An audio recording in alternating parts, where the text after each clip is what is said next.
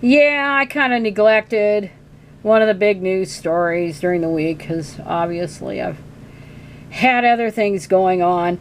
But it there were arguments in front of the USSC this week, a few days ago. I think the Mississippi abortion law, and it banned most abortions after 15 weeks, which is clear violation of Roe v. Wade, right? And so the right-wingers, thanks to old Trump, they are the 6-3 majority on the high court. And Justice Sonia Sotomayor, yes, I pronounced it right. She had a lot of piercing questions. I guess is another word we could talk about it.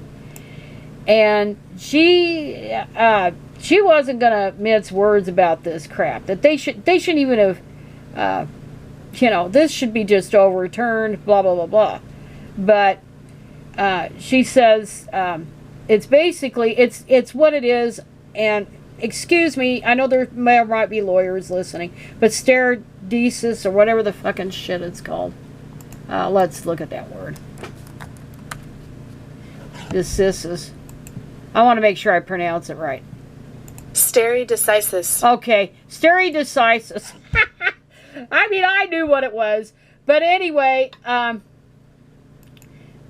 it's precedent. It has to do with precedent, and the Roe v. Wade was based on the Griswold decision in the 60s, and which established and that had to do with contraception, and it declared there was a thing called a right to privacy, and there were other based on previous cases. So what this court would do, if they overturn Roe, they violate this principle. They would violate precedent. And I think it was Lawrence Tribe that said that this would be the first, if they overturn Roe, this would be the first case in American history where a civil right, something that was deemed a civil right, was taken away. And, yet it would. So she figured it's going to just shit all over the court's reputation. The court's reputation has been in the shitter since Jones versus Clinton in the late 90s with that bogus lawsuit of Paula Jones and saying that he wasn't immune from civil suit when he was president, that she could have her day in court while he was president. And then it got worse with, of course, the infamous Bush versus Gore decision, which basically the high court picked the damn president.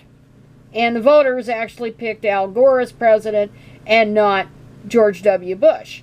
And then we had that wonderful Citizens United case that I think it was, I don't know, I haven't actually looked at what the reasoning was, but they kind of twisted the Buckley decision and basically said the campaign financing was speech.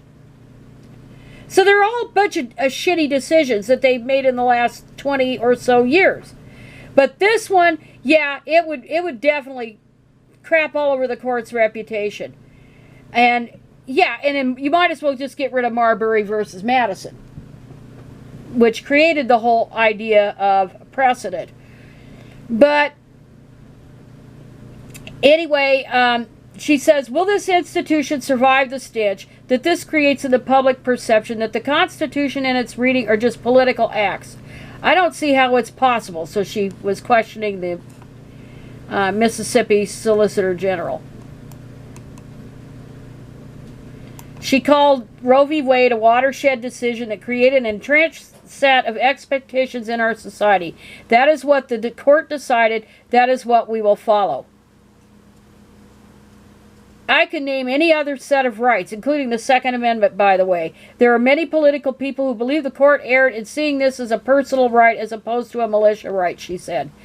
And that was a recent decision. That was they were trying to play both sides on, and I forget the name of the case, the recent one.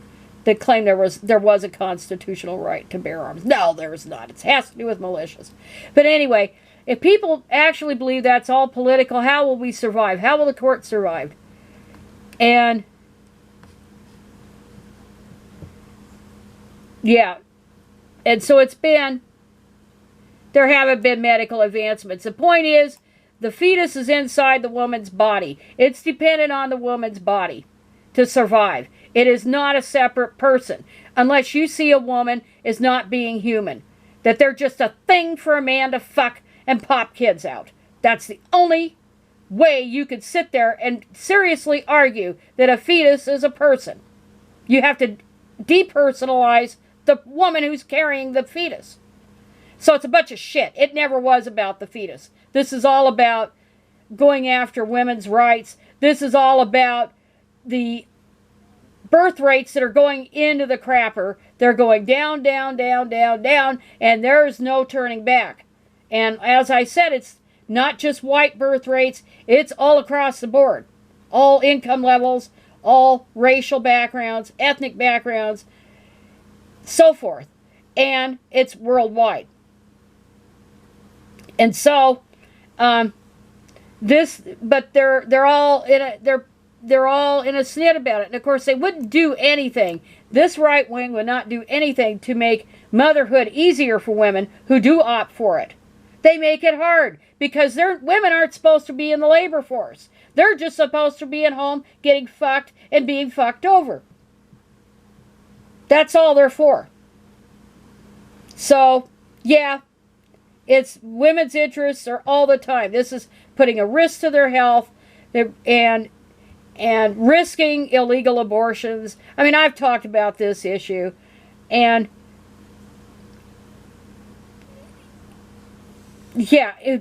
well, those who play must pay. That's the reason. She's asking the rhetorical questions here about you're trying to complicate, the states are trying to complicate their existence, women's existence, put them at medical risk, make them poor by the choice, because why?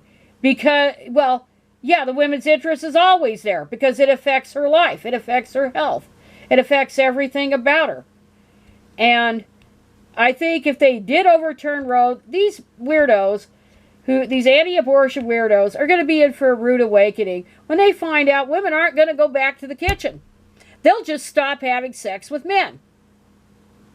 And that's pretty easy to do. Well, it isn't in a way. It isn't because of hormones. Believe me, once you hit 40, thankfully it starts to decline. But it's really harder for younger women to jettison it if they're straight women. So, yeah, but women will do it. Hey, they'll just say, screw it. Or they will go and demand that the man get a vasectomy so they're not having to deal with this. Because we know women, it's very difficult for single women without kids to get a tubal ligation. It's very difficult even now. It was impossible when I was young. And I would have liked to have had it. I think I would have had a little bit different outlook on stuff. But then again, it's water under the bridge. I can't change that. But at least I was lucky enough to be alive when Roe v. Wade, I was just turned 18, a week after my 18th birthday when that case came down. And now I'm 66 years old, almost 67. So that's been my whole life. That was an option for me. But younger women, it's going to be whether they just further chip away at it or they just turn it back over to the states. And then we have the same situation pre-Roe. So yeah, I don't know. We'll see what the court does. I mean, if they overturn it or they further chip away at it, it ain't going to change anything. The 50s ain't coming back, folks. Not ever again. Thank God.